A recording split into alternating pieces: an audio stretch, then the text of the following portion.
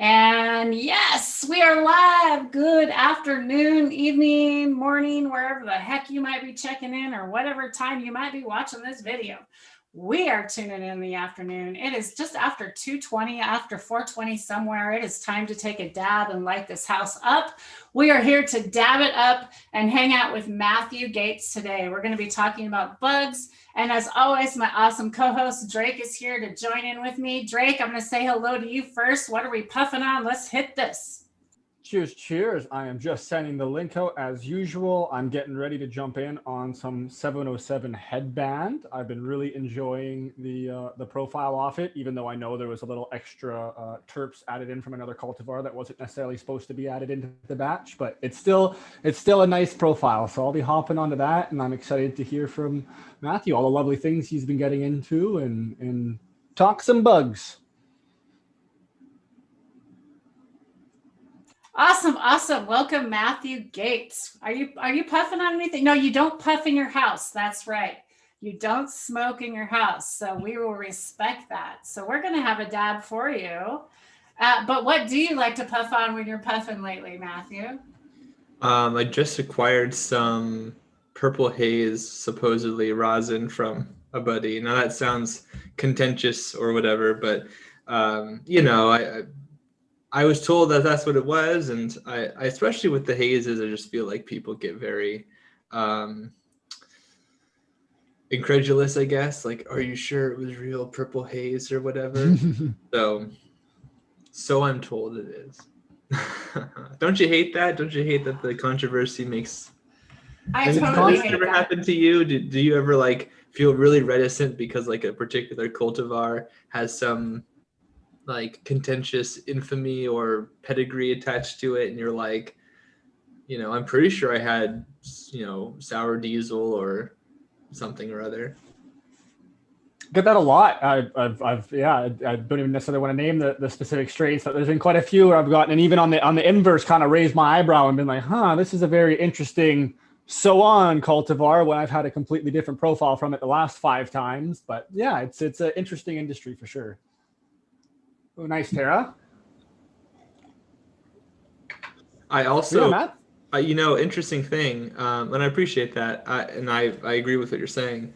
But I also tried to comment in the live chat at the very beginning, but I was not able to. I got an error message. Yes. Okay. Sorry, guys, y'all. So in the live chat, I have to comment. Apparently, I forgot about that. This is new. I don't know why. So yes, I commented. So everybody, welcome in chat. Now you can comment. Thanks for being here, everyone. I forgot to tell everybody that, and I totally forgot. Someone told me that the other day. So you can comment now. There you are. I see you there. We'll blue you up too as well, so you can share some links if you'd like. Thanks, Bingo. How are you? Welcome to the party. Let's say hello to your boy. Hey, welcome. Brett, he's always here hanging out. Thanks, Brett, for being here. Should we all finally have a rip? I'm going in on some Bendo breath. Okay. And then Drake, did you have a question with Matt? Do we want to get started right Perfect. off with something? Yeah. Go right ahead. Let's do that. I figured I'd ask a little question. I got a little picture that I just saw a few moments prior to jumping on here, and I was like, "Wow, we got the perfect guest coming on that I can ask and see what he thinks about it." So I'll pull this up right now, and let's see. Oh, it went right to it. Perfect. All right. So first, I'll go back and show this is microbe herder.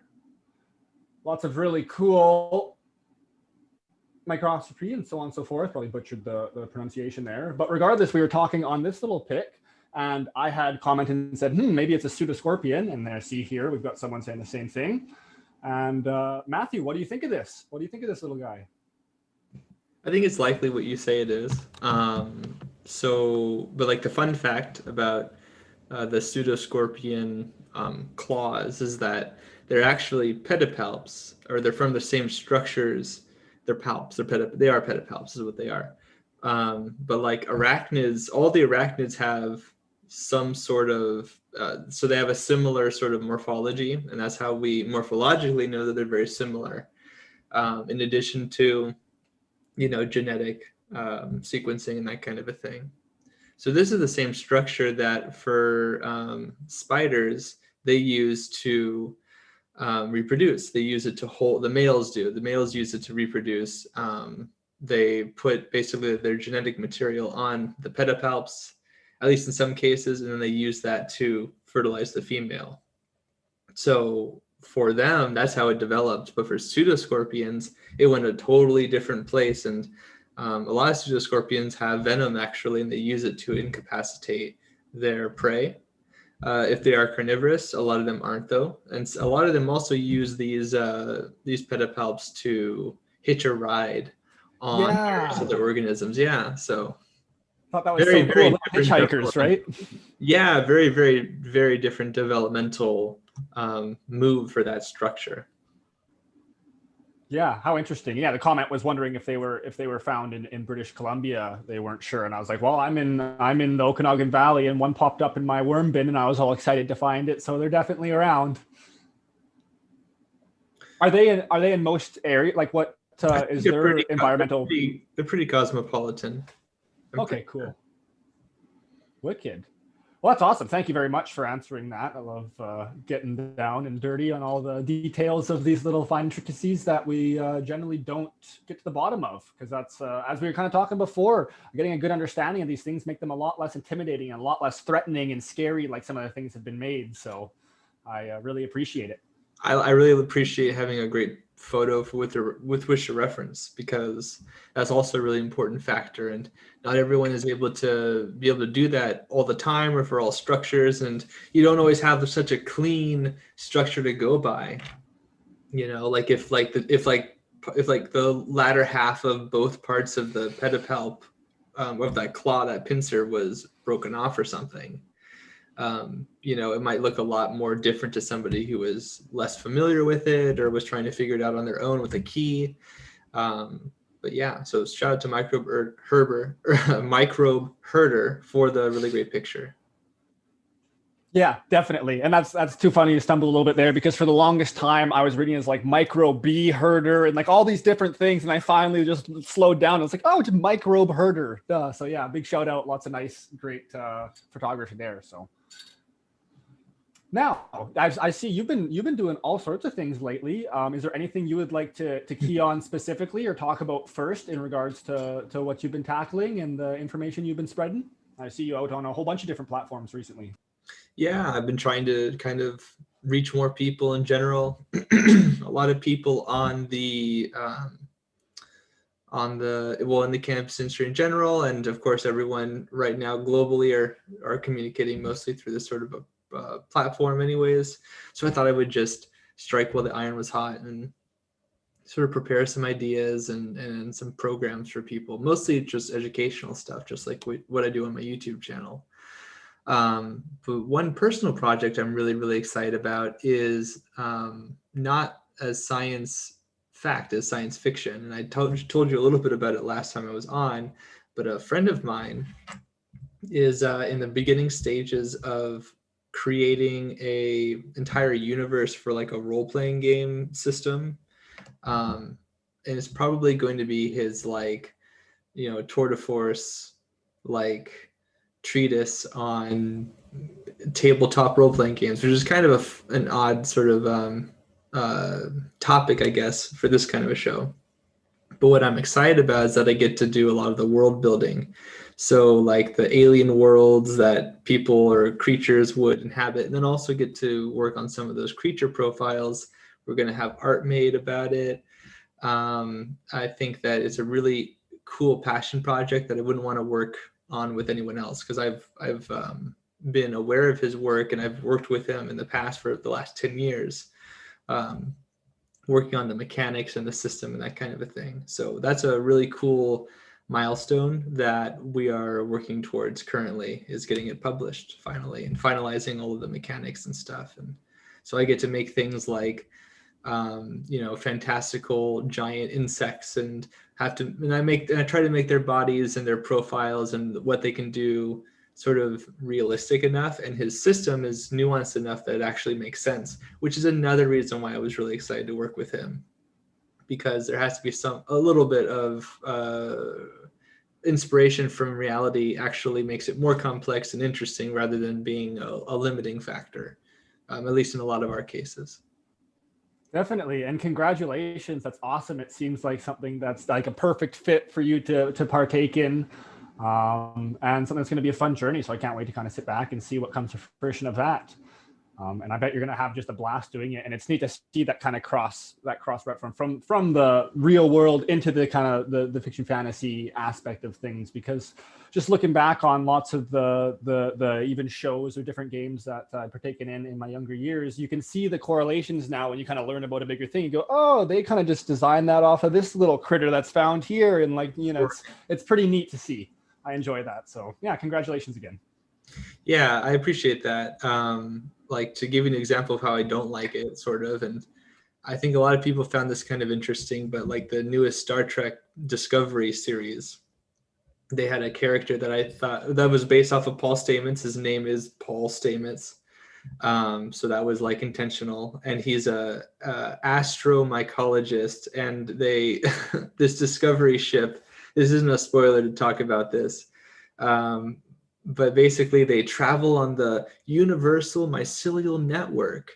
And I'm just, I guess it's not, I guess dilithium crystals are also fantastical and not true and don't make sense. And that's fine, I guess. But like, I'll take magic crystal technology that like uses it as like a battery, something I'm aware of, rather than like the universe is mycelium. I think is just a little too much for me.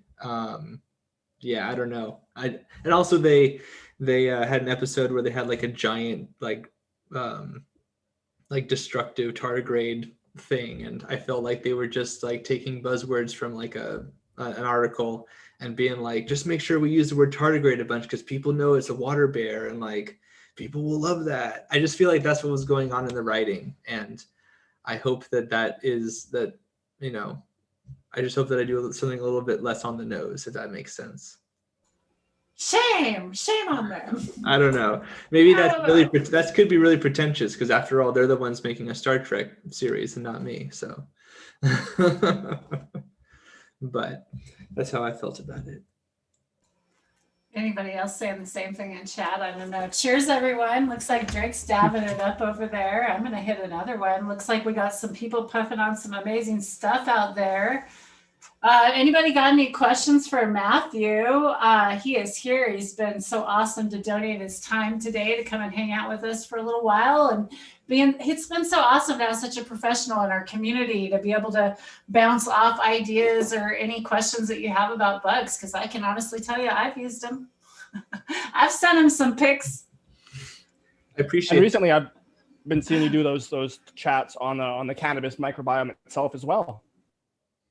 Yeah, I do want to echo that it's really important for me to be able to help so many people, and I really appreciate being able to facilitate that through this channel and through the channels of many other YouTube accounts and media in general, because I mean that's the only way that's going to happen, and it's unprecedented, the technology that allows us to communicate so directly in that way. It's just a really surreal experience. I know I said that before many times, but it continues to be surreal that I can just go and I can talk to any one of these people who has a problem and maybe help them out and help them save tons of money potentially, and like maybe even like years of worry or concern that they just didn't have an answer for, especially for things that maybe the research is just starting to come out about. So I'm just, you know, if you have any questions in chat, I'm curious to help you guys out. And if you have anything that you come across before or in the future, you know, feel free to reach out to me on Instagram or on Twitter at SyncAngel. So yeah, I'm trying to be as available to people who need it as possible. A little bit out. I should say, in addition to I guess, like, in case it like sort of it's unclear, I also work professionally, of course, too. But I think it's really important to work with people who are not at the commercial level. Yeah, definitely. And that's who usually gets left behind and where the gaps are. And then there's that bridging that's so hard to do, where you kind of have to go off and just be super inspired and doing all your own research. And it's kind of hard to find it. You don't know where to look. You don't know what information's right. So to be able to have these outlets of solid factual information is really, really important to the community. And we did have someone ask a question, not necessarily bugs. Well, sure. What's your thoughts on spinosad being safe to use during flowering? Yes or no? I would avoid it personally.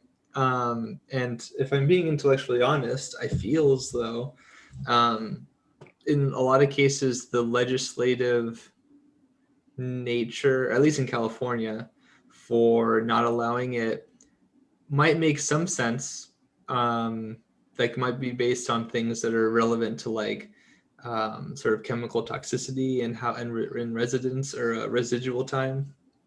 Mm-hmm. And personally, I always try to be, even though like the label might say it's totally okay to spray something up until flower, or and as cannabis becomes a more regulated, or at the very least a more targeted facet of like agricultural products for pest abatement, then we're going to see a lot more research into this sort of framework. But I think I tend to be really cautious just because generally I don't know what like other materials are not being applied. And I know that sounds a little bit like I don't know, maybe I'm a little bit too cautious, but I think it's fair to be cautious, especially with something like cannabis flower. There are microbes that are on the product that can be useful, or in the tissue that could be useful, that also could be deleterious to some people, especially if like it's aspergillus producing mycotoxins, or mycotoxins like aflatoxin, which is one of the most common, I think, contaminants for like food and maybe even like indoor air. So yeah, it's just something that I'm concerned about, and I think it doesn't get too much attention, but it's a relevant part of IPM for sure. Thank you very much. And yeah, I always err on the side of caution as well too. I think it's a very safe bet, especially when you're dealing with medicine, or if anything, something that's going to be ingested by others. So I know I had someone that said there's a question that I could ask, and it would be, what's your feeling on animals in your garden? So some of us, okay, there's cats, dogs. I have chickens, ducks. What are we talking about? Maybe you could throw out some opinion on that. Yeah, I think that's a valid like concern when it comes to them being like vectors for pests or vectors for contaminants like hair and scalp and things like that. I don't actually know, but I feel like it's not totally implausible to maybe have an egregious situation, maybe, if like hair or some sort of like allergen material got into the product, especially since the trichomes are so sticky, hopefully. And then maybe that being or causing some sort of problem for a recipient that's allergic to that allergen. But I don't know. And maybe that's not like super relevant, potentially. I'm just being speculative here. But as far as like pests and things, I think that they can be great. I mean, IPM considers tons of different disciplines when it comes to like ecology, and cats can be a huge problem. I mean, as mousers, they're great, but they can also have an ecological effect that's negative for the local surroundings. And I know that's sort of a inconvenient fact, and I don't want to sound like a hater, but cats can have a negative effect on the local ecology, and there's research to back this up. And I would also be concerned with like dogs, for example, can also have negative effects too, so it's not just cats here. And yeah, just basically, yeah, I think that they can also be a problem for transmitting various pests that might be on a plant, especially if they're like in incidental populations and you haven't found them yet. And then they might get onto the fur of the animal or some sort of integument and then move it around and that sort of a thing. But again, it'd be interesting to see that actually be qualified with some sort of research. That would be interesting.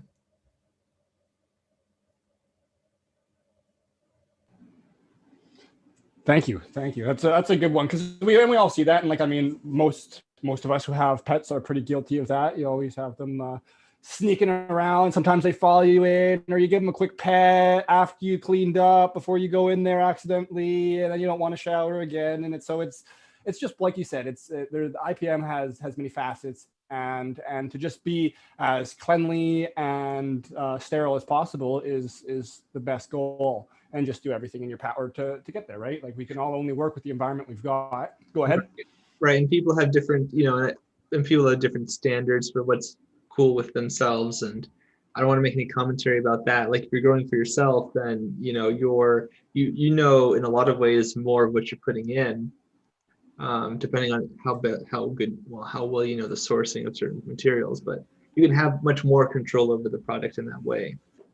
Maybe you don't care so much that a couple of hairs from your own cat gets there, and like that, maybe that's no problem for you. And maybe it's like a small tent, they never go in there. Maybe they go in there and they eat the leaves and the stem and they actually kill your plant. I've actually had friends who have had that happen with cats in particular. So I guess that would have been an important thing to mention previously, right? So if that hasn't happened to you, that's a possibility, I suppose. But I do like the idea of using animals like ducks were mentioned earlier for like slug and snail control. Oh, they completely eradicated my problem. And it was like, I used to, like the seasons before, and like I'm anal, I don't like even injuring little bugs or stepping on critters, so I'll do my best to avoid them, like ants and so on and so forth. I'm just a weirdo. There used to be like a trail of slugs from my door, slug shells, I should say, squish slugs from my door to the car. And that's trying to avoid them because they were loving when I had the first season I did the regenerative beds, the hugel culture, everything was nice and moist and there was cover crop and it was just a haven for them. There was snails galore, slugs galore. They love the moisture. Yeah, I got the ducks this season, the beginning of this year, and we haven't seen a snail. Couldn't find one if I wanted to, really. The ducks get there first, so they're awesome for it. But it's much like the rats that are and mice that are controlled by cats. A lot of those are vectors for pathogens of people. So like flukes and things like that, not great. There are some species of snails that are becoming more and more invasive in North America, for example. They can have these sort of flukes. Like I think there's the rat lung fluke or something or other. That's a pretty deleterious one, and they can be passed to humans, I think. But yeah, it's like things like that are kind of that boundary where like it makes sense to have something to control for that. Otherwise, it would be a really disastrous thing if you happen to get some of these problems from yourself. Like hantavirus from rats is a thing in California, for example. And I do know there was but there was also like a poultry, I think there still is ongoing in San Diego County, I think, a poultry virus or something going around. So like there's like a ban on like moving poultry or something or maybe it's highly restricted or something like that. Yeah. Something anyways. So it's an important factor of IPM too, because that's your own personal health as well, right? But also like how they interact with the pests and the microbes and stuff is also important to consider. And I think that the more that I've done research and kind of assess that for my own self, the more I am reticent to be too unassuming and consider that there very well could be an influence for even things that we would normally take for granted. I also don't like to smash snails and slugs, even if they're all along my sidewalk or wherever I'm walking. So I totally get where you're coming from there. But they'll get everywhere still. Yeah, they sure do. And I just want to touch on that as well again, because I kind of said like completely eradicated them and stuff. They didn't completely eradicate them. It's not like I brought in 15 ducks for a little 20 by 30 spot, and now they've completely eaten everything away, destroyed all the foliage. Like there's still even diversity. Like I got 3 ducks for a 20 by 50 area, and then they're also able to free roam whenever I let them out. So they've maintained it. So when I say there's no slugs on the concrete anymore. There's no slugs and snails kind of having free range and just hotel slug. But if I go look under rocks and I go check in the hugels and dig around, there's still life. There's still a bit of diversity. And then they also don't completely defecate all over the whole thing, right? Like it has time to degrade and break down, so you're not just completely over fertilizing your areas. So with everything, as we know, you want to have that even diversity. And just like with the cats that could potentially throw off the diversity by dismantling too much, or if you use a certain organic spray or certain organic, like even certain beneficial bugs, but you completely throw them into an area and they start to overpopulate and outsource the natural environment, you're now being detrimental even though you're helping your little area. So it's like we have to be really cognizant of what the big picture is. And my apologies if I stumbled over my words a little bit there. I'm doing my best. Oh, definitely, and I agree with you. And yeah, there's that's the I integrated pest management. It's how you integrate it all. In the chat, we have a question about buying organic soil from Colorado and whether they're risking bugs. I would say all inputs you should just consider to be a risk, right? And be vigilant about it, and always, or at least always have the attitude of checking, trusting, but verifying, even with sources that seem to be good, because your source is also, it's got a spatial component of where it comes from and what goes into it, but also has a temporal component. Over time, maybe the ingredients of that input change and they don't tell you because it's just a different source of the same thing. Or maybe something happens in that area, like the wildfires that happened recently in California. So like if you don't think about things like this and you're not aware of the sources where you get things, then of course that opens you up to that vulnerability in your biosecurity. It's asking a lot for people to be hyper aware of all of these different factors though, but the more that you can be, or at least mostly sure, using some sort of a proxy maybe, like a certification or something like that, or the fact that it was sourced in a certain place where there's certain rules or laws that enforce them, and whether you're confident that those are adequate or not. But yeah, I mean, I think that's a pretty good response to something like this. You could be risking bugs, Smoky Steve, or Smoke Steve, but maybe not. Maybe very, very potentially not.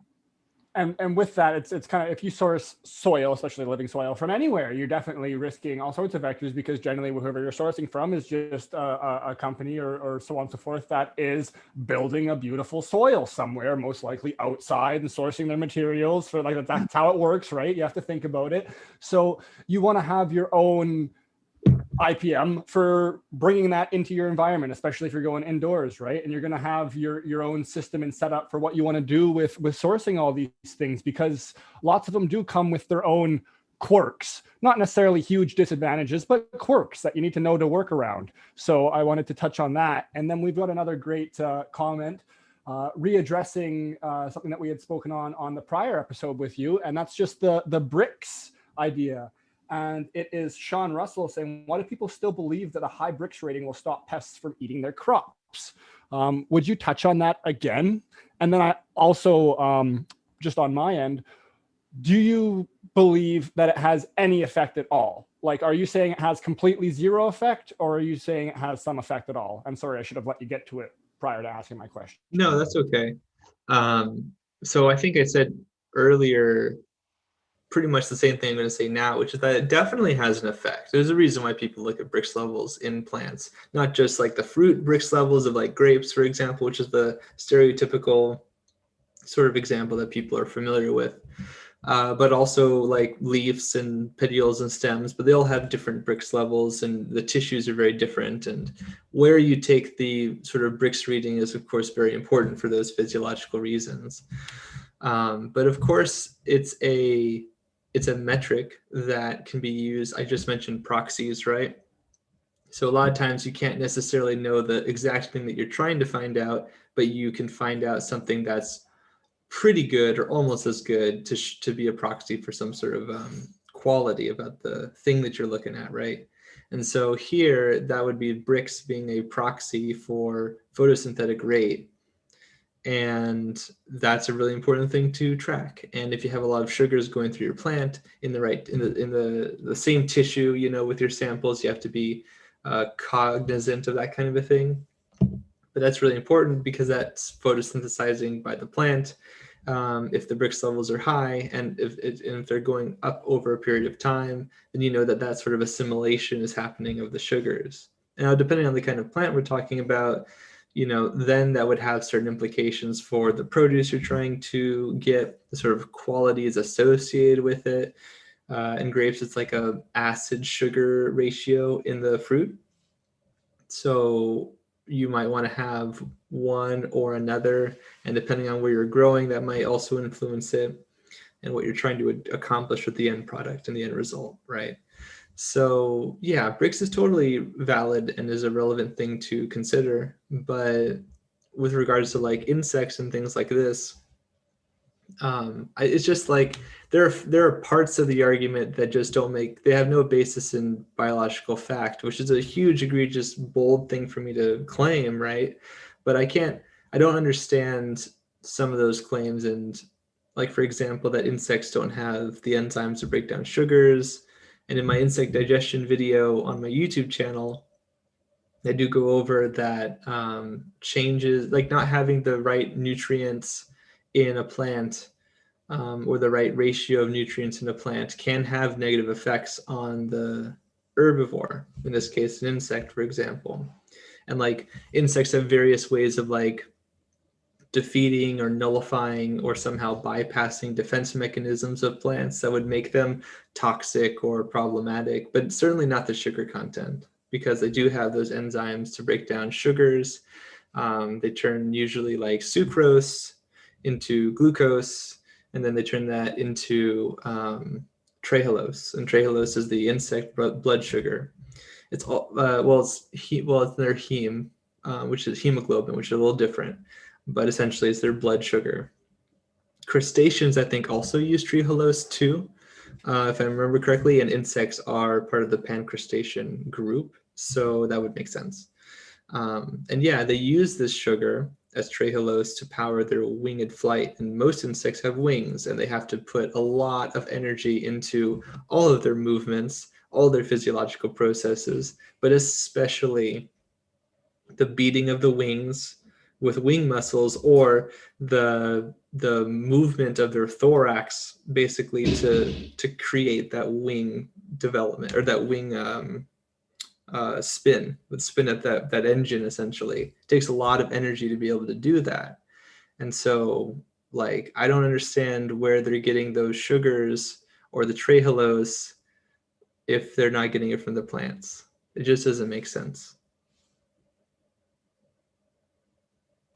Well, that was an awesome description. So thank you very much. And yeah, sometimes the things need to be said, even if they sound a little bold. So that's just the way it is sometimes. Yeah.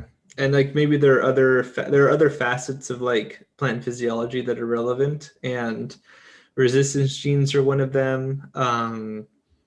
But like, in the same way that like phenotype is environment plus genotype, you can also say the same thing about your integrated pest management. It's all of these environmental factors coming together.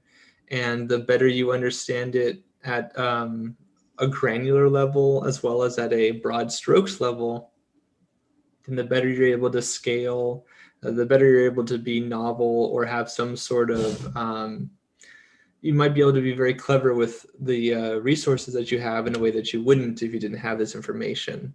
And that's true for tons of things, not just IPM, but I think that's why it's such an important thing to consider. For sure, totally. What do you think, Tara? Did you have any other questions you wanted to line up? But otherwise, I was just going to say thanks, everybody in chat out there, for tuning in today. This is kind of a surprise live with Matthew. We appreciate you donating your time to the cannabis community. Like I said earlier, there's a few people that are new, so I wanted to say it again. And we really do. You've been on several channels, and you do continue to give all this education freely, and I really do appreciate the time that you dedicate to this community. And I really want to say it for everybody out there that doesn't get to say it to you. So here I am, and let's have a dab for Matt today, and say thanks for all this getting buggy with us and chatting. And if there's anybody else there that has a question today, let us know. And Matthew, do you have some other things you want to share with us, or you got anything else going on? Yeah, I suppose that, well, one thing that I'm working on currently is working on a small chapter about viruses specific to cannabis. And I Yes. think I talked about it a little bit.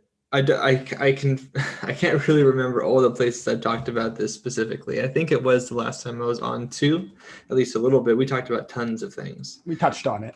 Yeah, we did, didn't we? So I'll just go over that briefly again, that I am working on that chapter and it'll come out in sometime this year, hopefully. I have another thing that's about common pests, common arthropod pests in cannabis, and that should be coming out February. So pretty soon, actually. And my birthday is coming up actually pretty soon too. It'll be in early February. So that'll be a nice birthday present for myself. I'm also, so I have the arthropod pests of cannabis chapter in a book coming out, an agricultural book. And then also I'll be contributing a chapter about cannabis viruses, of which I'm very excited to see other organizations make like sequencing kits and other sorts of ways for people to check for them in the field. It's crazy to me that we'll have that technology, I think, pretty democratized soon. A lot of people like to make those sorts of predictions, but we're kind of already there at this point. And if people are able to simply just take like a tissue sample, surface sterilize it or do something, and then put it in a vial and like shake it up with a liquid or something and have some reagent that tells you like, hey, you have beet curly top virus. That's an incredible thing that in some ways I hope it becomes really, really standard and everyone takes it for granted because it's so helpful. But on the other hand, we should really consider how amazingly like Star Trekian that is. It's the future, and I think it puts a lot of power into the hands, especially IPM wise, in the grower. None of this like taking pictures of a plant that has some sort of weird deformation and then emailing in a huff that some nursery somewhere, are you sure these are good? These look brittle. These look, have all these problems. It's great security for the nursery or whoever's selling the plants or giving the plants out, because they can maybe show like when they do a sequencing that was not the case. Similarly, somebody who's receiving it can also do such a thing. And of course, there's room for people to be duplicitous, but I do think that it's way less theoretical that way. So that'll be a really cool thing to see come up. It sure will. And it just brings a whole another angle to the game that most farmers are unable to access right now, as you mentioned. So that's fantastic and super exciting. And I hope that comes sooner than later.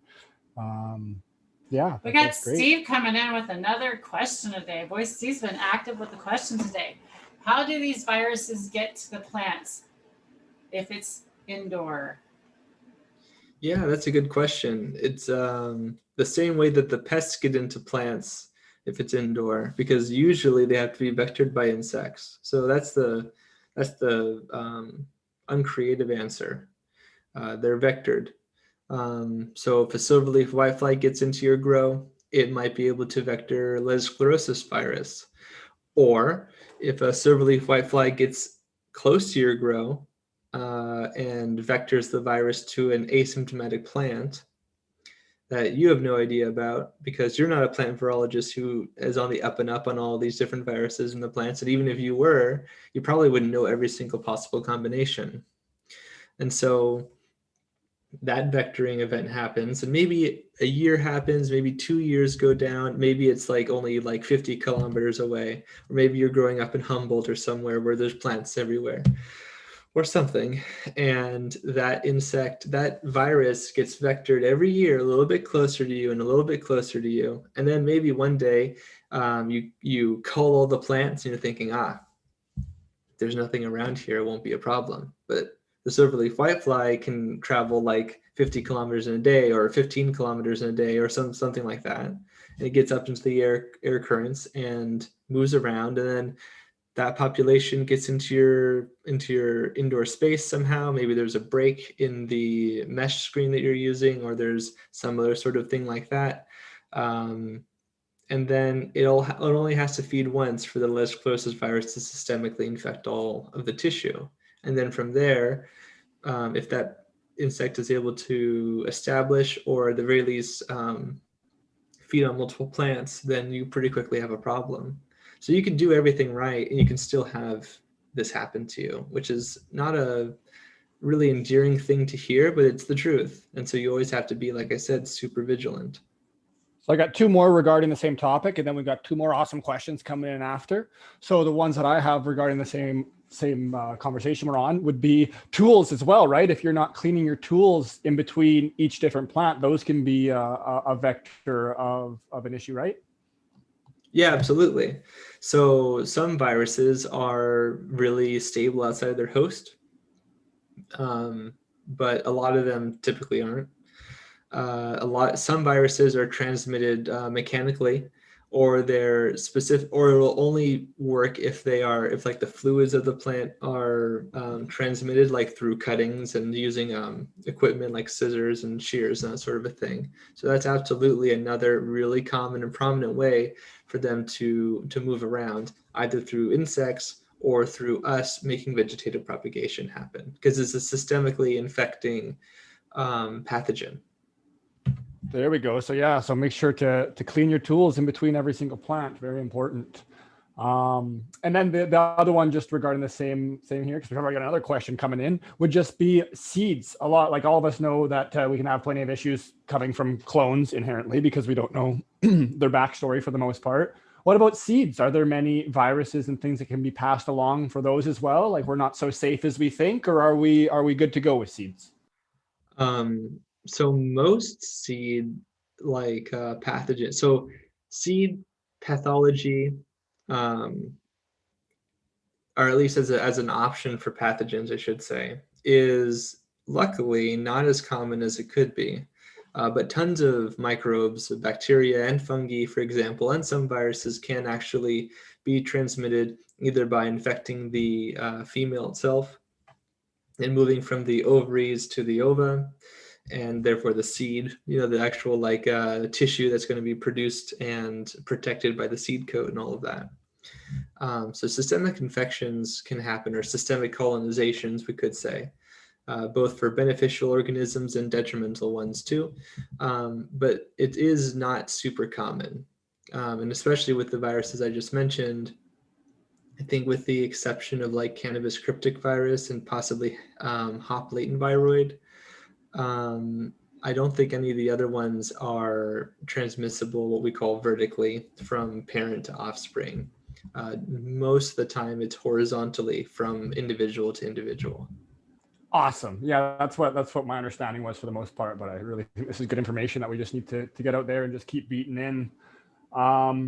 We got a great one from Sean Russell here saying, as a new grower, would you rather invest in a microscope first, or just one of the inexpensive kind of the low, the portable ones that everyone has that you can still get a pretty good reference of? Would you say that would be a good start, or would you up and just go right for Omax or something along those lines? I actually would go for a Snakescope, some sort of a USB camera, something like that, like Dynolite, for example. I regularly use, and I want to, and I might justify it with my birthday coming up. I might get myself a much more sophisticated model of maybe a Dynolite or something else too, in that sort of a Snakescope category, something that can allow me to change the lighting on the camera, higher megapixel rating so it's not as granular a video, maybe being able to take pictures or be able to make calculations about size by having like software that will kind of figure it out with the pixels and that kind of a thing. Those could all be useful for me for video production, but also just for making a better image for myself when I'm assessing. But a standard model, I think the like lowest level model that Dynolite makes is still good enough for me to see things that are some of the like smallest things you'd be dealing with in cannabis, like that are arthropods anyways, like broad mites and russet mites and that kind of a thing. Okay. And you can also record the video and you can take pictures with it if you have software that links up with it. And you don't have to use Dynolite software. You can use other kinds of software too. But yeah, I think that's that's probably more cost effective for most people, and also much more modular of a system that you could make use of in the field. And I have a IPM video about some of the equipment that I use when I do on-site evaluations professionally. It's not just like the technology, but like I got my opinions about knives, like a knife that I keep on me as an everyday carry for that kind of a thing, Yeah. or the anorak that you've seen me wear sometimes, and the Vertex pants that I have because they have articulated knees. So if you have to like bend down or like move in an awkward way, and I have boots that are like, they've got like waterproof gusseting and that kind of a thing. Sometimes I am not just in an indoor environment, but I'm out in the sticks. It does happen. And throughout my 10-year career, that's definitely been helpful. So I like to get Wicked. that kind of information. Yeah. Yeah, of course. On this is same guy, second edition of the question. If we were being really frugal and yeah, just that there, microscope or microbes is kind of what it's coming down to. And I'm kind of like, you're really going to want to make both work in some way, is what I would say. But the question word for word here is: do I invest in something to see insects first, or focus on the microorganisms? I think that you will probably benefit more from understanding the slightly larger things like the arthropods, your mites and insects and that kind of a thing, if only for the fact that you'll more easily see them visually, at least individually, and their damage too. But I think it's kind of like, I mean, on the same token, there are things like Fusarium and Verticillium and Septoria and powdery mildews and things that you also maybe want to see with a microscope, but their morphology, at least for some of the latter ones I mentioned, like powdery mildew and botrytis, are like really obvious, and you're very likely to guess what they are with a little bit more precision, I think. But then it becomes a question of, like I said earlier, as our understanding of genetics gets better, I'm excited to see, like, for example, some way for cultivators to test the genotype of the powdery mildews in field and be like, okay, and let me like look at my software on the computer with a transcriptome reference or something like this, and then just be able to tell, oh, okay, this powdery mildew strain is actually a really bad one that is really high, rare in the population, but comes from here, or it has these genes that give it this ability. Like, that will be really fascinating to see, and maybe that'll never materialize quite like I'm talking about, but something like that would be pretty cool. And I know I went a little bit away from the question, so I'll bring it back.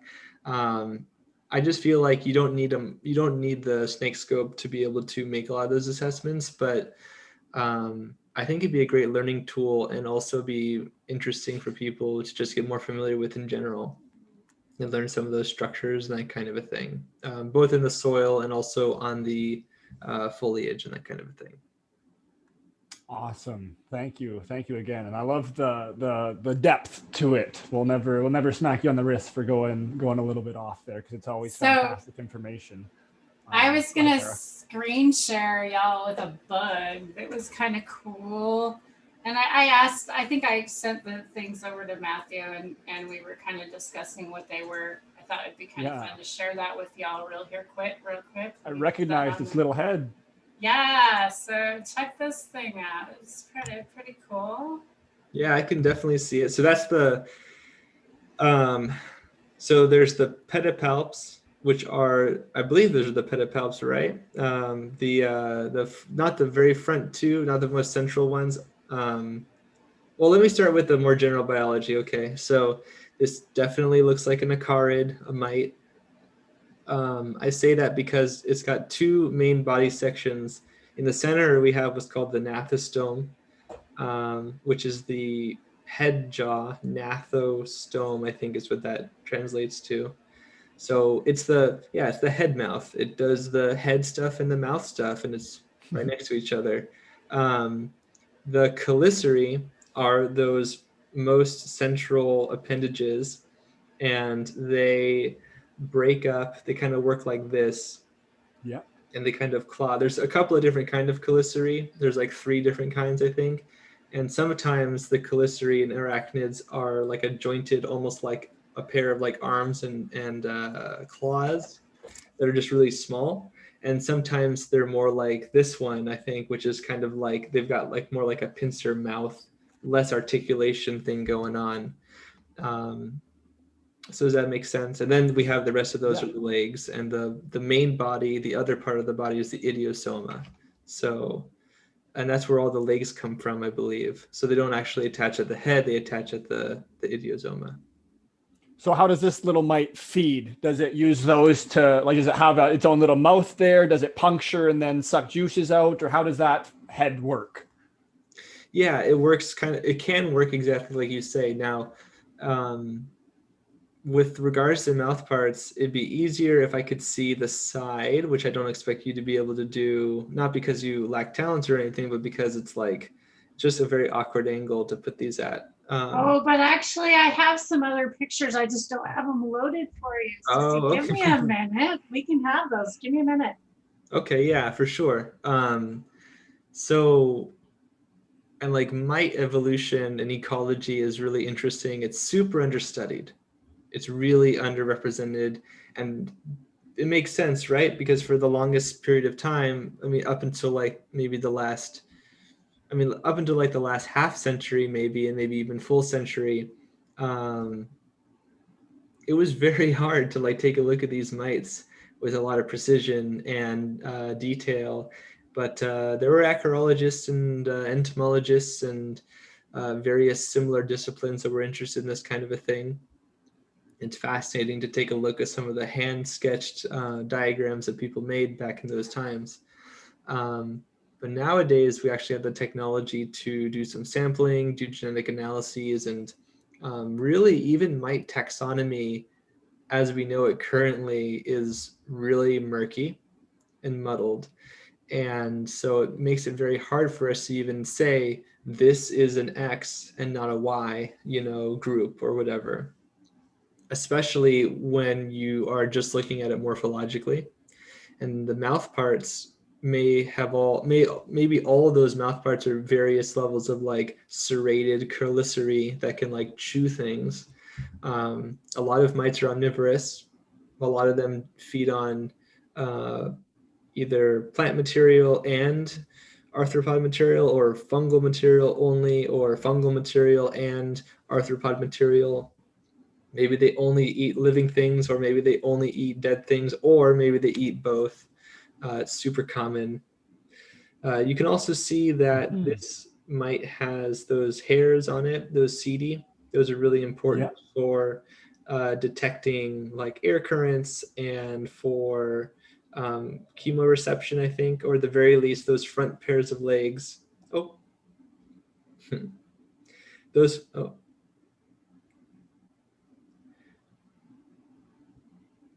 Ripping away. yeah. I forgot this was a recording. Um, Yeah. So yeah, so the Okay, yes, those little things are super fast and they have been in the soil. I don't actually, never really did figure out a name for them, right, Matthew? a what? We didn't actually figure out a name for specifically which one those were, right?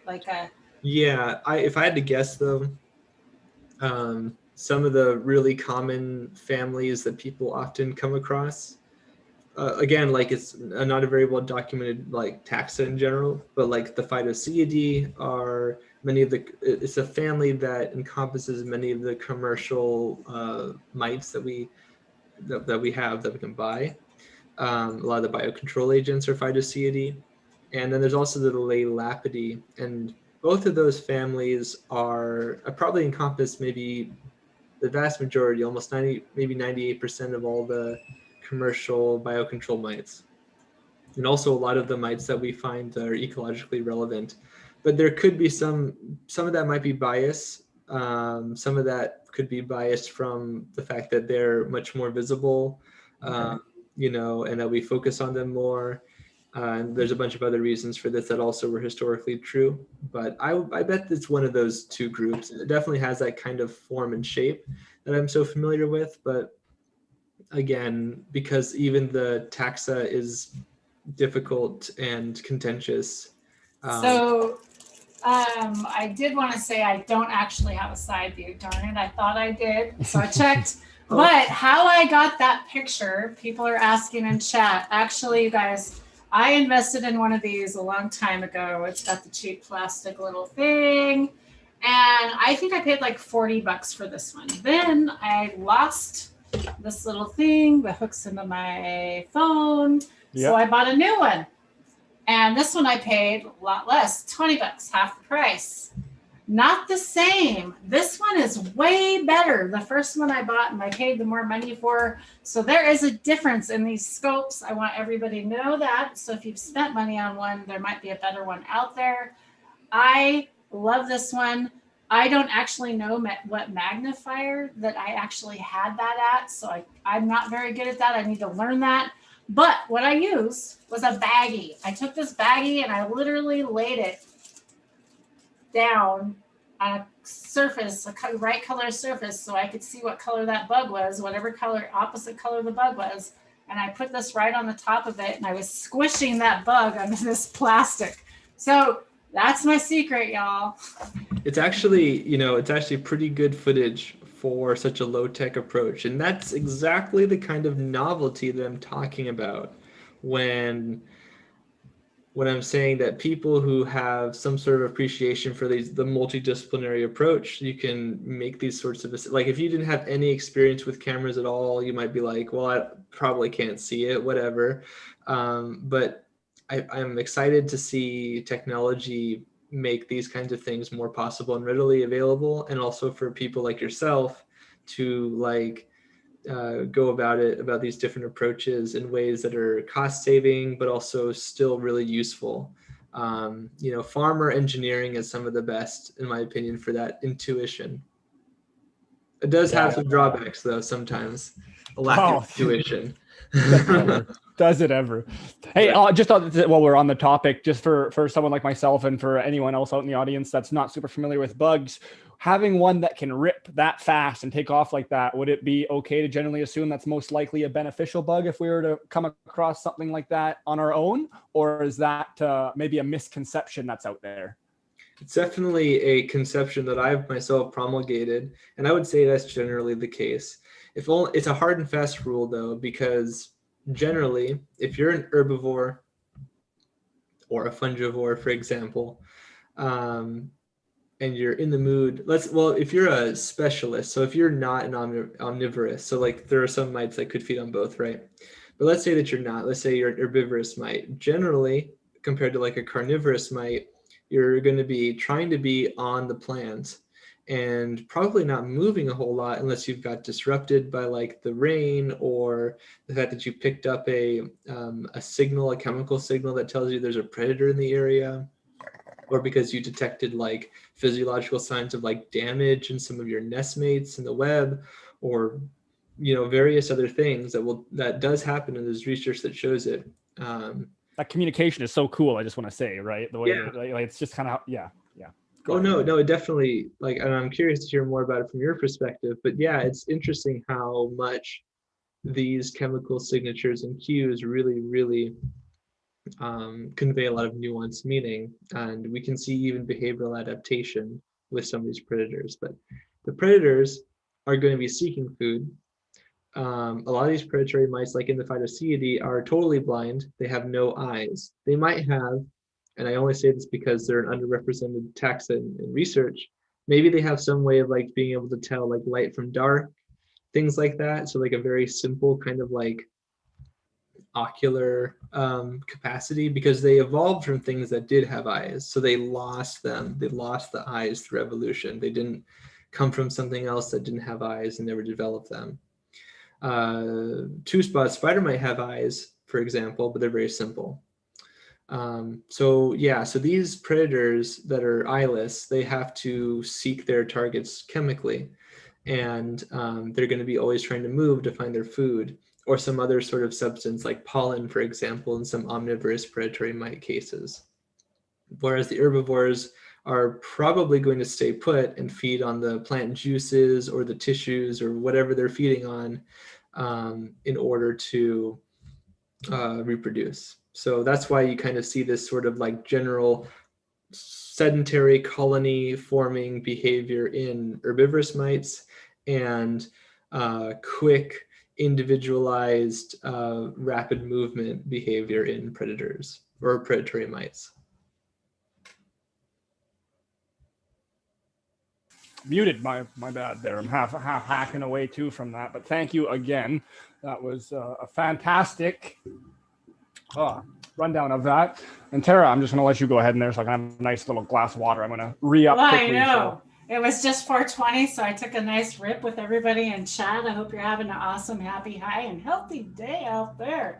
And my God, I took a good rip myself. Okay, Let me take a sip of this kombucha. You are. Go ahead, Matthew. I was just going to say you are an hour forward. I didn't mean to interrupt.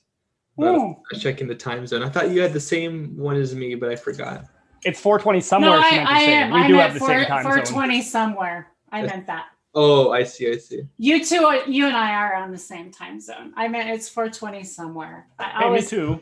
Yeah. Me too. Yeah, Oh. Drake's on the same time zone. Whenever it's 4:20, we're dabbing. If it's a 20 after the clock, we're dabbing. Okay. So it's, if that's very safe. That's very safe of you. I like the way you think.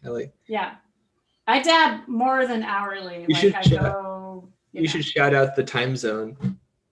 Yeah. You should be like, all right, People's Republic of China, dab. Dab it up. Let's go, China. Woo! Let's China go, in the South house. Korea. Let's go. Let's go. A couple of years ago. Let's go Istanbul. Let's go Spain. Right. Let's go here. Let's go Australia. Algeria. Where are you at? Wherever you are. Let's go. Around the world. Let's hit this. Yeah. I love it. I love the passion. I was interviewed by Nippon TV a couple of years ago, and I have it on my YouTube channel.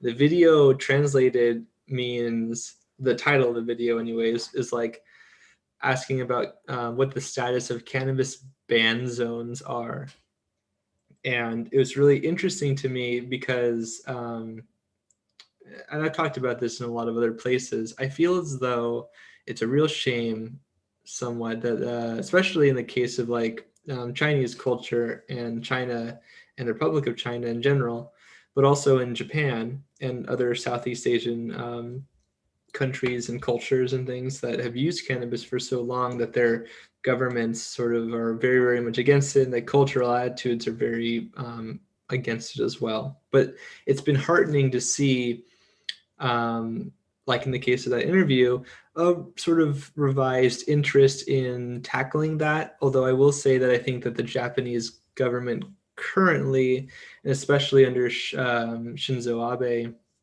is super conservative, and also kind of getting a little jingoistic, if you will.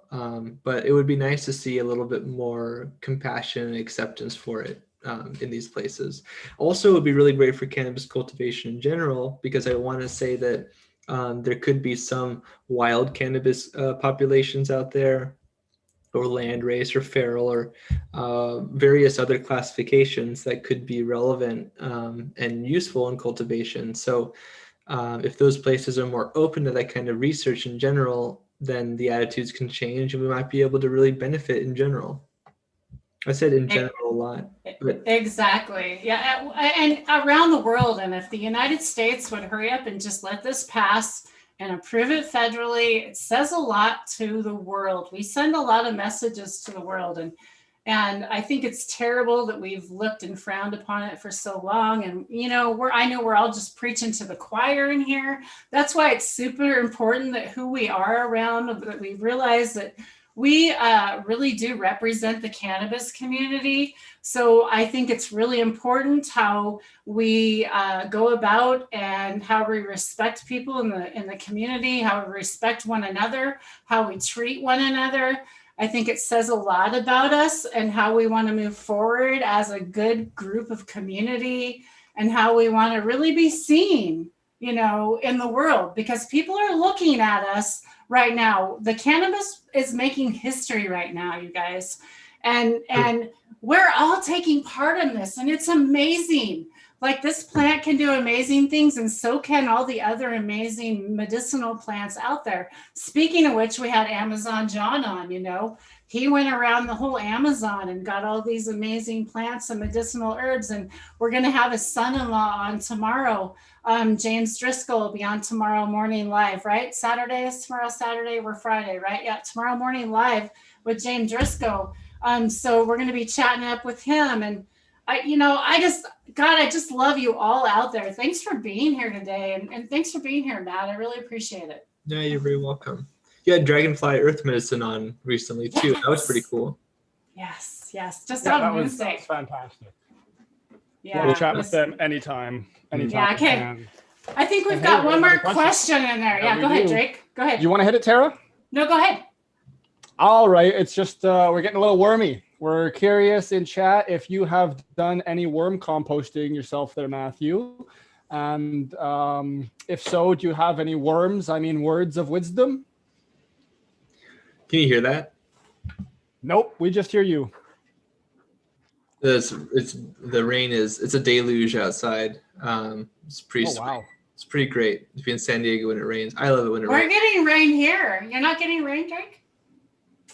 No, I think we got a little bit of snow last night. Oh, wow. And that was about that. Yeah, we're getting rain here. Yeah, go ahead. Sorry. But could you repeat the question? I apologize. I sure can. No. Just curious on worms. Worms, do you do much worm composting, and do you have any words of wisdom regarding them? Yeah, so I have done some vermicomposting before, and I'm a big fan of it when rats don't get into it and make gardening too onerous to do. But anyways, yeah, I like the process. As you can tell from that illusion, I think it's really important that you keep things out of it and that you secure it in some fashion. I tried this product called like the worm bag or something like that. And conceptually, I think it was a really cool idea. But I think that I've always used like hard covered systems or kept them protected from the environment in such a way that they aren't like kind of exposed to the elements. And I think that ultimately that might be for those who are okay with that kind of a thing, I think that might be the better way to go about it, simply because you don't run into the problems that I've run into lately. Because that worm bag was really nice and it was suspended, and there was a way to like take the compost out from the bottom or from the top when you put stuff in, and I liked all of that. But it was vulnerable to the piercing teeth of rats. And when I also did a different kind of worm, not an annelid, but a dipteran, black soldier fly larvae, I even had some problems where things would try to get into the protopod or the biopod system. But enough about that. I actually think it's a really great practice. I've used the like vermicompost teas, or like rather the like more like the chelated things that come out of when you have like moisture and it drips down and percolates. I've used that before. There's some contention about whether it's a good idea or a bad idea. I'm not really attached to either outcome. I mean, I really want to know if it's bad, and I think that there's definitely valid concerns about using it too, but I just want to say that in the past I've used it and I feel like it's had a beneficial effect. But that's totally anecdotal, and I'd like to see more rigorous assessments, but I believe some have already been done. With the black soldier fly larvae, I really like it as a way to process kitchen scraps, and I like that it's also one of the only really good, I think it's one of the only really good sustainable ways to get rid of meat as well as vegetable matter. Okay, so we were just talking about this the other day in a private chat. A group of us were talking about the black soldier fly. I'm so glad we're talking about this, because I want to make one for my chickens so that I can feed my chickens. Yeah, that would be a really excellent idea. I think Yeah. So do you have some really cool designs? Are you into that? I want to do that. Like yeah, that's, so if you want to make this a really great teaching moment, I have used this hashtag specifically because it's important for me to talk about it. It's I think it's the protopod. I forget the name of the gentleman who created them, but I think he even used to be like mayor of like a city or a town or something in, oh, is it Oregon or Pennsylvania or somewhere? But anyways, if you go onto my Instagram or Instagram in general and you take it and you type in the hashtag protopod, protapod, some of my posts should come up. Drake's probably doing it right now. We'll give Yeah, him just a minute. look, I know, I can see in his eyes. He's doing it. Drake's working on it. He's definitely doing it. He's And on so, it. and so Spelled it wrong first. it was a really great system. Okay, yeah. So protopod, yeah. There's a that's a really good video. The one with the black soldier fly larvae, third from left, top row. I'm pretty sure that's a video, right? So here's a black soldier fly adult cleaning itself, and then I think it flies off. But this is a protopod. Yeah, they're pretty large. And then there's one getting into a web and then not being bothered by it. Soldier flies again are rather large. So they can take care of themselves pretty well, but they do get eaten certainly. This was a passion fruit vine that I was growing next to some bougainvillea, and Yeah, I have definitely seen a lot of those out naturally. Those are awesome. Cool. oh yeah, so the gentleman, the reason why I think that this stuck out in my head is that it's Karl Warkomsky. Warkomsky, who is at K Warkomsky on Instagram, is the person who was talking about these on YouTube. And I think this was like multiple years ago, maybe almost the better part of a decade ago. And I always wanted to get one. And I trialed it for a while.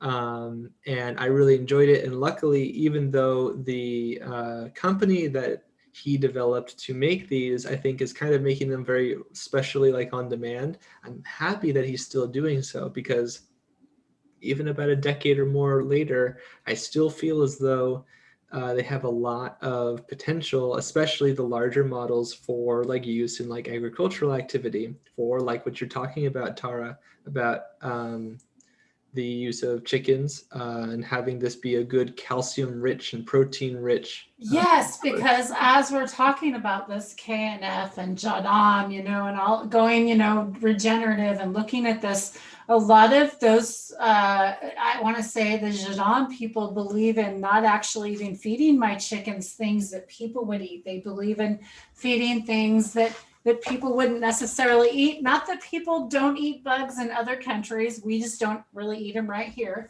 So it would be something that I could feed my chickens. And it's also better to me, I think, proteins rather than feeding them all this processed stuff that we have available for our chickens.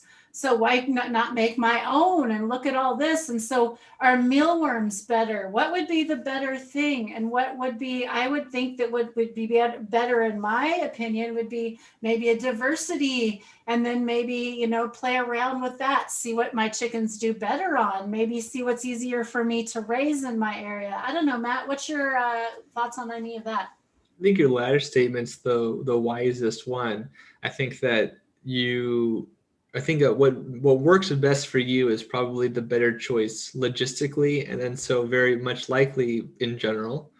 I always try to go with a logistical, contextual best thing, because I try to make it a synthesis of all the different contextual cues that you have. So obviously, even if there was a nutritional benefit to the mealworms or to the BSF larvae for that matter, if you can't make use of it yourself, then there is no advantage. You can't use the process.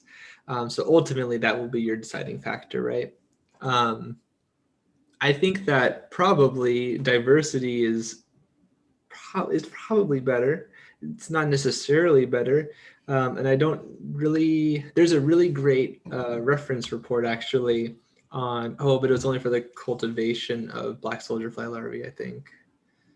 Anyways, I might drop it in the chat when we go to a different topic or something. Or if you're interested, you can just contact me online, which is why I'm having this interaction and talking about it. But basically, I think I'd like to see a little bit more research on the benefits and detriments of that. I wouldn't be also surprised if they were more or less similar for most people's intents and purposes. I think that it does get nuanced, and that nuance is important, just like in all the other topics we just discussed. But yeah, the reason why I like the BSF larvae is that logistically they also give you a benefit that mealworms don't, which is that they can process kitchen scraps as well as vegetable scraps, which mealyworms can't really do, especially because the thing that makes the BSF larvae so good at it is that they process it very quickly, and that if you get a huge roiling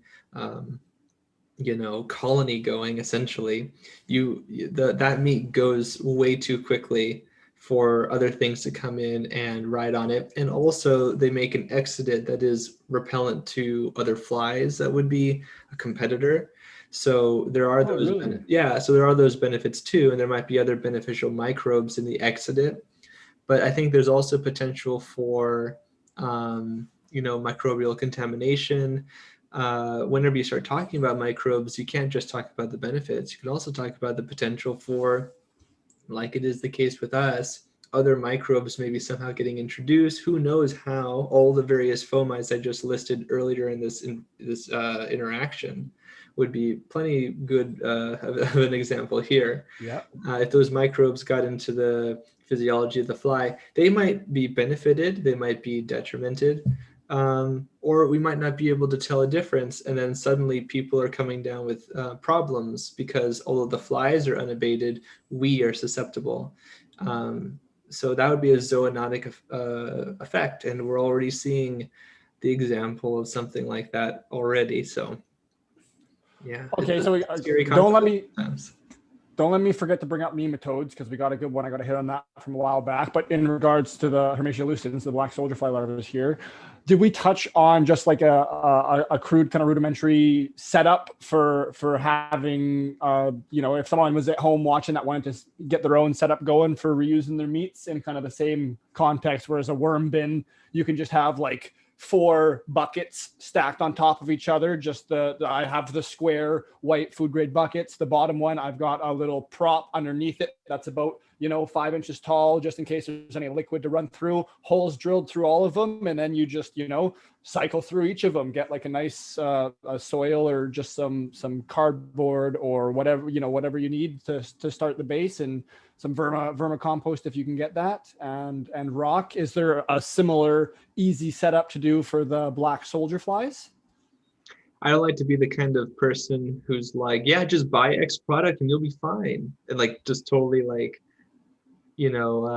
pass the buck. But the reason why I brought up that protopod and the biopod system in general by this gentleman is because it's so good at doing a lot of things that you need. Because and if it's helpful, if you could easily go back to the hashtags with the interior.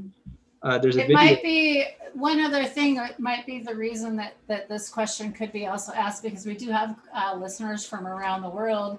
What if they couldn't maybe buy this and get this? Maybe a lot of people actually can't get shipping from the United States.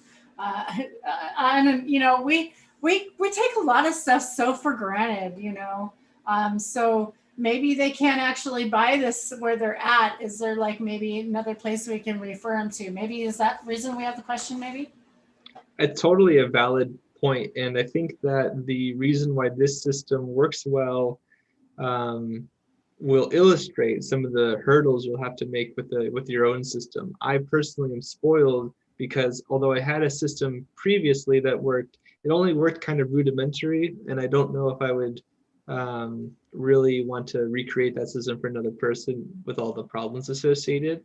But maybe somebody who had some ability with construction or somebody with an engineering mind to this that's better than my own they might be able to devise something. But I might want to use this as a teaching tool because maybe you could make it cheaper and simpler and easier for you. Maybe make your own product even. Of course. But like in the picture that you had up there,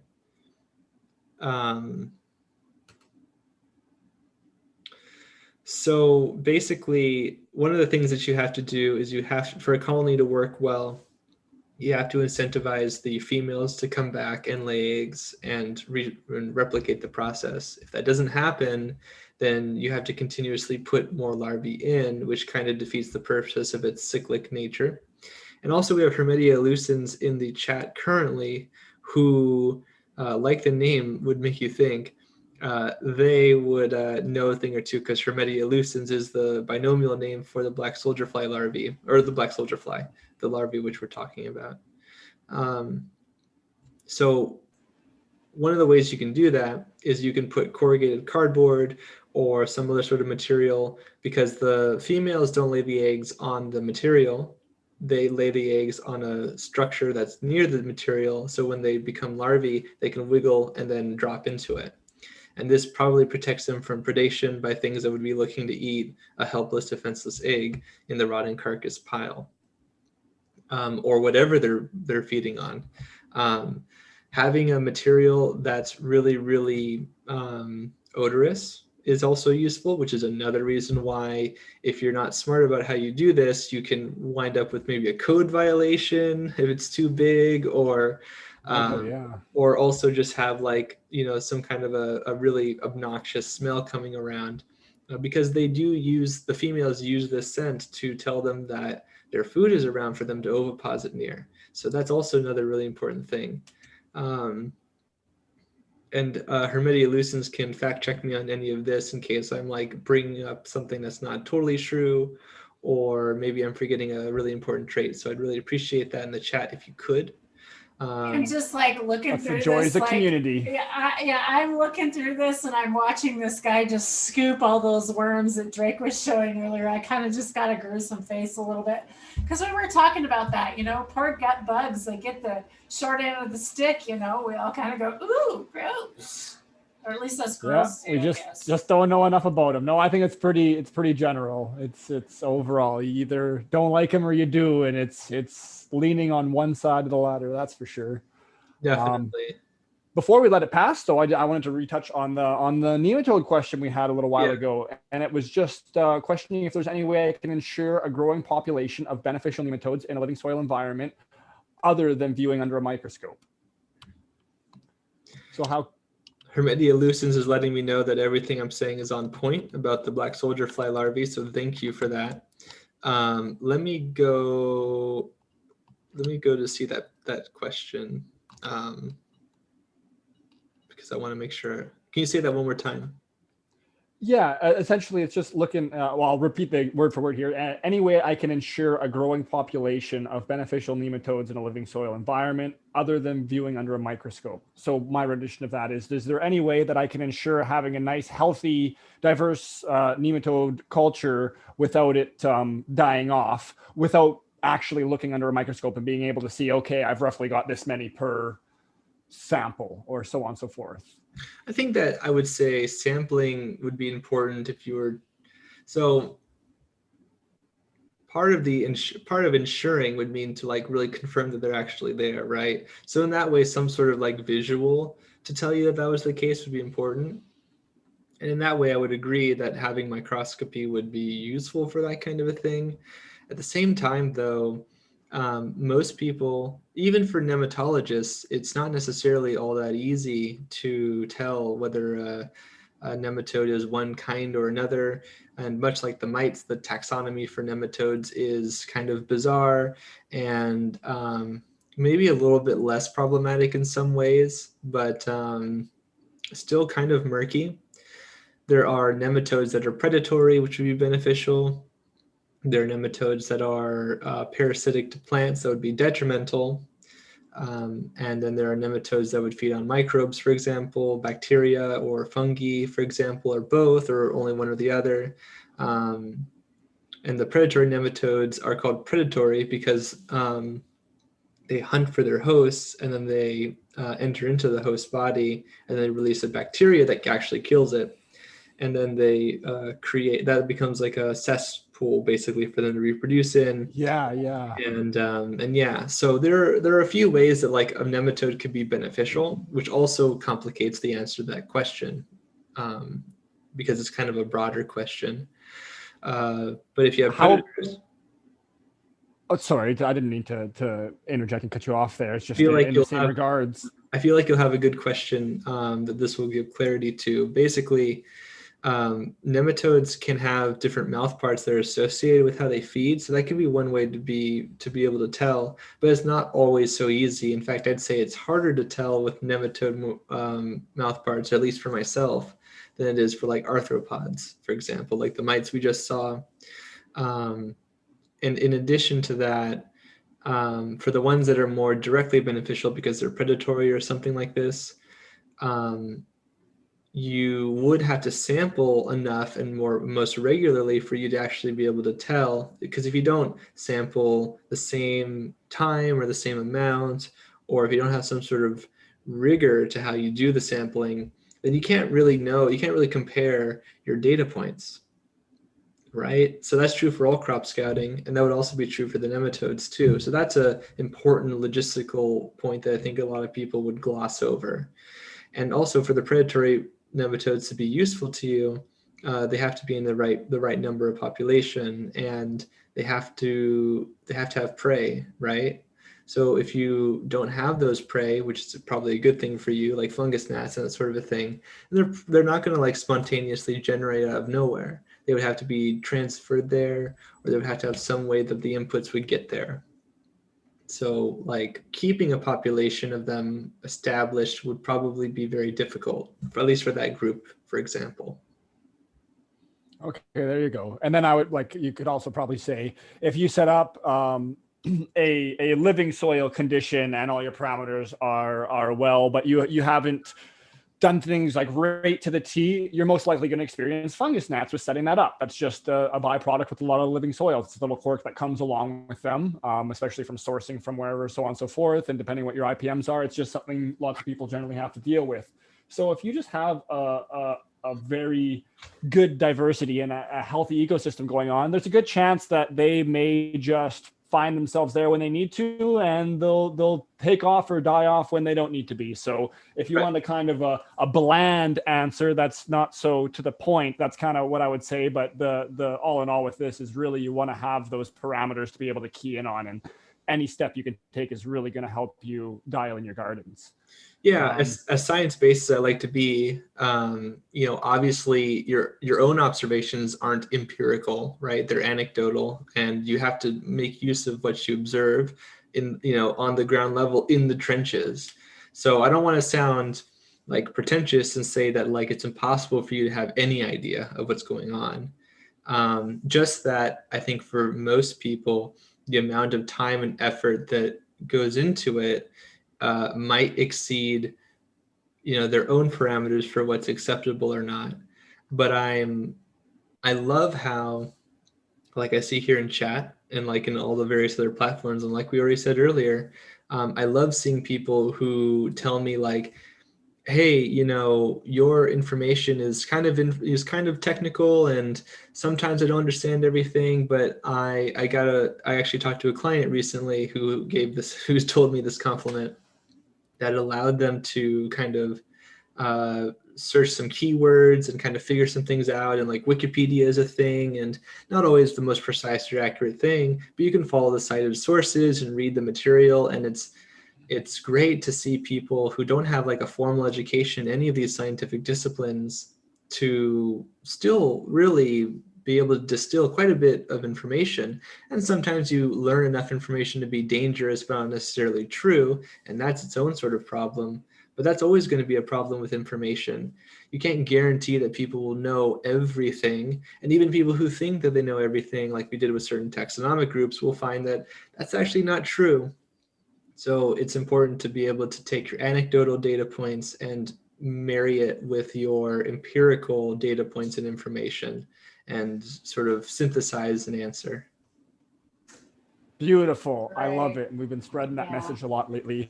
Just to key on one more thing with the nematodes, we had one final question in chat regarding it with, let's say, nematode to human reactions. Or so the question was more specifically like, what if you got cuts on your hands and you're digging around, rooting in your soil? Is there any, I would imagine, negative outcomes that can happen from nematodes getting into the cut or something? What I would imagine was the thought behind that question. I think so, but I don't know a lot about that. I could make a cursory Google search right now, or you could, and ask that question, and that might actually have an answer. I know that sounds like a cop-out answer, but yeah, there's all kinds of like nematodes, and to broaden the question, nematodes, microbes, fungi, bacteria, protozoa, protozoa, amoeba, all kinds of things that could get into your wounds that your body has to defend and fight against. That's why we wash our hands, and that's why we don't do that sort of a thing, right? But I don't know the propensity of nematodes that would be a problem in that way. I would probably be more worried about like bacteria and fungi in the soil that might be able to colonize your wound or something like this. I think that's a much more prominent and widespread threat compared to like nematodes. And just from a basic quick Google search here and not being able to fact check or read through anything too quickly, it does seem like there is a skin penetrating nematode, but might be particular to one very minor classification. I'm not sure how to speak about it properly, but just it might just be one nematode is all I'm trying to say out there. Okay. So it's strong, and then YLOIDES. Can you type it in the chat? Yeah, I'll just put it in there for you, make it easier. But anyways, that's there is some potential to it, but I could potentially doesn't infect the soils as well. Yeah, and if something was like a parasite of like mammals or humans specifically or something like this, then of course it would need those hosts to survive, and you run into this problem where they would probably need to be facilitated very easily in some way, if that makes sense. So sometimes you run into a problem where they're prominent in some places and not others, and people are trying to make a really concerted effort to not let them expand, whereas in other cases, like a pest or something has already expanded everywhere, and it's kind of the cat's out of the bag.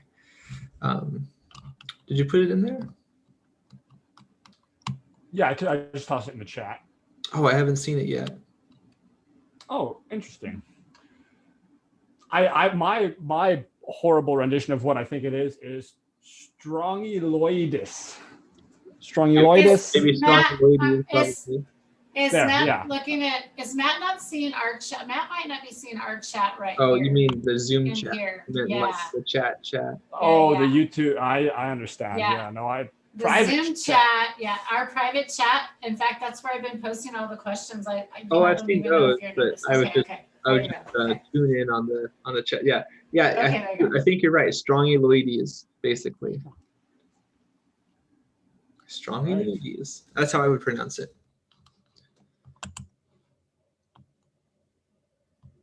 But yeah, I don't know anything about the group. Awesome conversation today, guys. I really appreciate this. Everybody, this is amazing. I love all the questions going in chat. Everybody's getting along just great. I love the community. Thanks for being here and hanging out. I just want to say, let Matt have a drink of water here. Let him drink for a sec here. We've been making him talk right after another. We'll give him just a break here and get him settled and decide what he wants to talk about next, unless we've got some more questions coming up, Drake. And also, I want to let everybody know we're going to be tuning in live tomorrow with James Driscoll. We also have Lala live on Wednesdays. We talk a lot about KNF, Jadam, and we've had amazing guests on. Drake can tell you about some of those if he wants to go on about those. And so you can get some of your questions answered for live. So come and tune out with us and hang out. And we can hopefully help you along. And if we can't get the answers, hopefully we can send you in a direction that you can get the answers. A lot of us are new growers. We're really trying to learn. We're trying to pick a direction. We're really trying, like I've been around up and down the cannabis scene, and I'm trying to figure out a direction for myself. Do I do JODM? Do I do KNF? Where do I go? I know I want to do organic, but how do you start? And I think these are so many questions we're all having. So please be here and hang out with us, because we're going to hopefully have people in chat, because thank you everybody in chat that have been answering these questions. I appreciate each and every one of you. So again, Matt, thank you for being here. Drake, I'm going to turn the time over back to you guys. Go ahead. Ben Black asks in the chat, what's up, bug man? Quick question. Does pesticide and herbicide damage resemble mite damage? If so, that would be a conundrum, huh? It would be. And it is the case, actually. Some mite damage can, especially phytotoxic saliva from broad mites and russet mites. And this is also true not just for cannabis, but also for other plants, because the damage causes either a similar kind of hormonal problem, like if it's it's some sort of like a phytohormone that interferes with the hormones of the plant, or if it's just some sort of an herbicide that's toxic in some way, poisonous to the plant basically, and causes similar sorts of symptoms like gnarling and curling of the leaves and cresting and a lot of other like really detrimental growth pattern. There is more research about cannabis related herbicide damage, especially, I can't think of like a name or a university off the top of my head, but in North America, I'm seeing more research into this sort of a thing, which is really good, because that way people can tell in their hemp crops, for example, if your neighbor is applying some sort of noxious herbicide or some other sort of thing, and it drifts over into your crop and you're unaware of it, but you see this sort of damage, you might be able to tell what kind of a compound it is in the moment, without being able to take it and send it to a lab or something like this. So it'll be a really helpful data point that I hope nobody gets to use, but I know that it'll happen to some people in the future. Good question. Fantastic. Look like Drake's having another dab over there. Cheers, everybody. Hope you're having an awesome day out there. The way you can tell the difference. Go ahead, Matt. Sorry. The way you could tell the difference is from taking a look at the leaves and seeing if you see mites, right? So that would be the way you could tell. And that's it. Awesome. Yeah, well, this has been fantastic. I think we got most of the questions in chat. I'll run through again. I'm sure everyone else is keeping our eyes on it as well. So if you've got anything else, get them in now, and we'll be sure to relay them to Matthew, or he'll view them himself. But aside from that, what about you, Matt? Do you have anything you would like to address or talk about or plug or so on and so forth before we let you go? Yeah.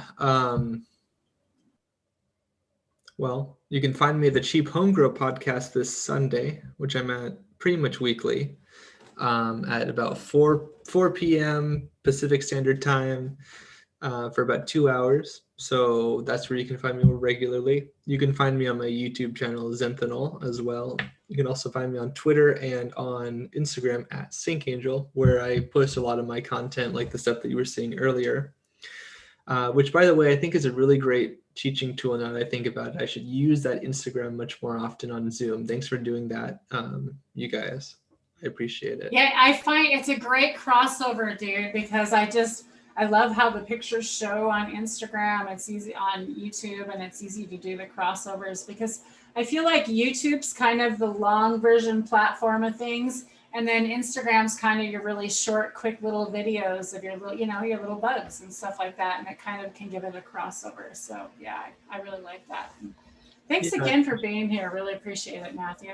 You're totally welcome. And I look forward to being on again. And I hope that people are able to be helped by, if not me, then by other people who know more than me or have a better product than I know of or something like this. I'm always trying to get more info, and the chat has been useful in that as well. So I'm always constantly learning, and I try to inspire that in other people. And I'm happy that I got to talk to some people about their issues and questions. They were really good ones too.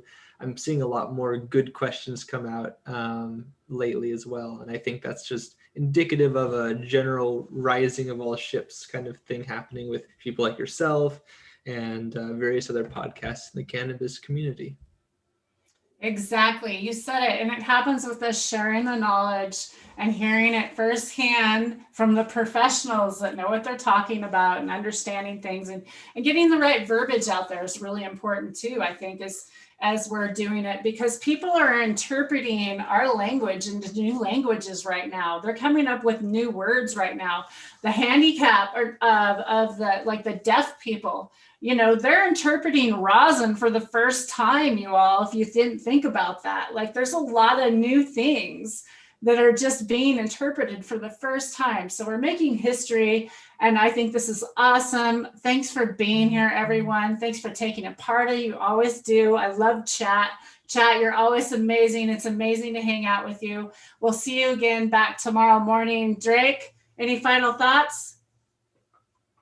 Peace and love, everyone. This is an epic show. Thanks again, Matthew. Can't wait to have you back as always. And yeah, make sure you like this for Tara.